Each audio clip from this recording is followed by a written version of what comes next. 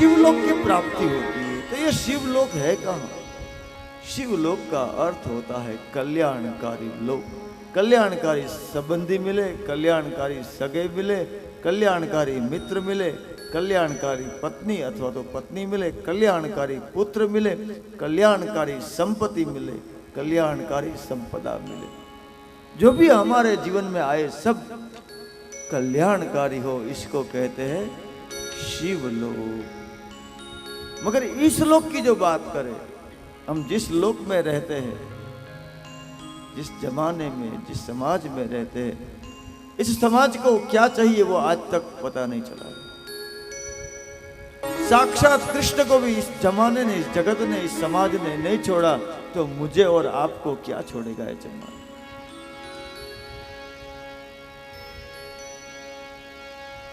बुद्ध का क्या गुनाह था? बुद्ध के कानों में शूले भोंके गए। साहब, गांधी के सिवा हम एक पैर आगे नहीं बढ़ा सकते। हमारी जेब में गांधी आ गया, जबकि मन मस्तिष्क में होना चाहिए। राष्ट्र का पिता कहलाता है, मगर बापू बना निज राष्ट्र ना पण गोड़िए गांधी। जगत को क्या चाहिए वो आज तक कोई समझ नहीं पाया।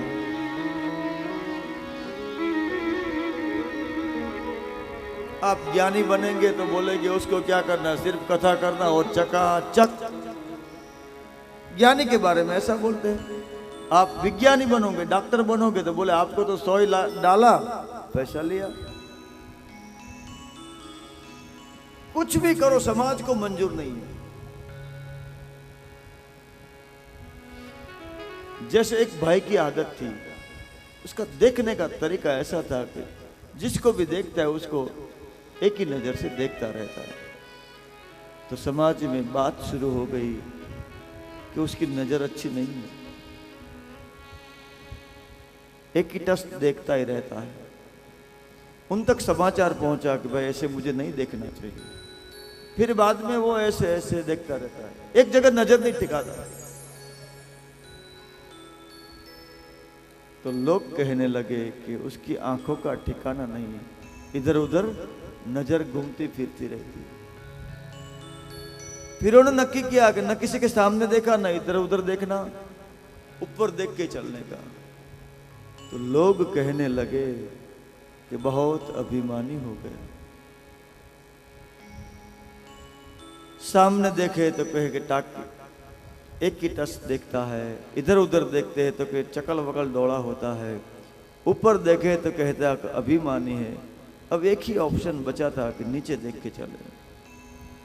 नीचे देखकर चल रहा था तो समाज कहने लगा कि ऐसा कौन सा अच्छा काम किया कि नजर मिलाए। नीचे देखता है तो भी अपमान, ऊपर देखता है तो भी अपमान, सामने देखता है तो भी अपमान, इधर उधर देखता है तो भी अपमान। फिर वो बंदा त्राहिमाम हो गया, समाज से थक गया और उन्होंने 2 सोए लिए और अपनी आंखें फोड़ दी। तो समाज ने कहा कर्म ऐसे किए हैं, भुगतना तो पड़ेगा। किसी भी अवस्था में समाज किसी को नहीं छोड़ता है। करवत होती ना, करवत, वो खींचो तो भी वेरती और छोड़ो तब भी वेरती है, दोनों तरफ काटती। समाज का दर्द, एक आदमी खराब नहीं है, समाज। सुभाषित में कहावत है कि समाज है तो अग्नि की क्या जरूरत, जलाने के लिए समाज पर्याप्त है। कुछ भी करोगे, यदि आपने चाहा कि समाज हमें सम्मान दे, समाज हमारे लिए बहुत अच्छी बात कहे, तो वो भूल जाना, क्योंकि भगवान कृष्ण की हयाती में कृष्ण को भी चोर कहा था।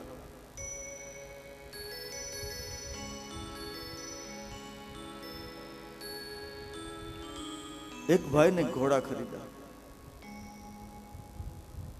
तो नया साधन कोई लेते हैं तो जरा गांव में चक्कर लगाते, टैप टैप बजाते, हॉर्न बजाते, क्योंकि गांव वाले को पता चलना चाहिए कि हमने नया गाड़ी लिया। तो एक घोड़ा लिया तो दोनों बाप और बेटे बैठकर आ रहे थे। बीच में समाज के दो व्यक्ति मिले। रूबरू कुछ नहीं कहा, सामने कुछ नहीं कहा, मगर वो बोलते रहे, बबड़ते रहे। दुबला घोड़ा, दुर्बल घोड़ा, और दो लोग बैठ गए। दया नाम की चीज नहीं रही। उस भाई ने सोचा कि बात सही है, थोड़ा हमारा घोड़ा उष्ट पुष्ट नहीं है, एक को बैठना चाहिए। पिता ऊपर बैठे रहे, बच्चा घोड़े को लगाम को पकड़ के चला रहा है। 10 मिनट गई, दो भाई और मिले। उसने कहा कि दया नाम की चीज ही नहीं रही। युवान पुत्र नीचे चल रहा है और वयोवृद्ध हट्टा कट्टा बाप ऊपर बैठा है। दोनों ने सुना और दोनों ने सोचा कि ये सही बात है। बेटा ऊपर आ गया, बाप नीचे आ गया। दो लोग और मिले। दया नाम की चीज ही नहीं रही। बेचारा बुढ़ा बाप नीचे चल रहा है और जुआन जोध लड़का ऊपर बैठा है। अब क्या करे? दो बैठे, एक बैठे, आइधर और, नहीं तो फिर दो बैठे। अभी कौन सी पॉसिबिलिटी, एक शक्यता बाकी बची।